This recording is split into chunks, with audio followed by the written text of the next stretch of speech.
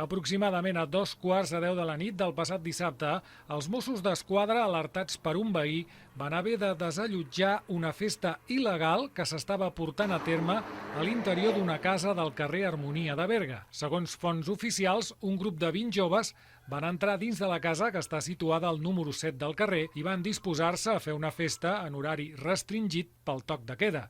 En veure la patrulla dels Mossos d'Esquadra, els joves van intentar fugir per la teulada de la casa en una cursa plena de perills, amb teulades antigues i malmeses i amb una alçada considerable al marge dret del carrer.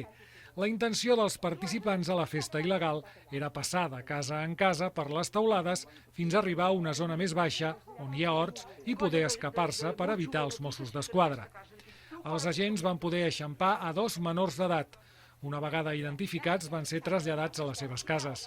Un altre menor va fer-se mal durant la fugida i, en ser atès per urgències, també va poder ser identificat i portat a casa seva. Una altra jove menor també va ser localitzada perquè en la fugida va deixar-se una motxilla amb documentació personal. Els Mossos d'Esquadra han rebut una denúncia d'un propietari que ha pogut comprovar com de destrossades van quedar diverses parts de la seva teulada.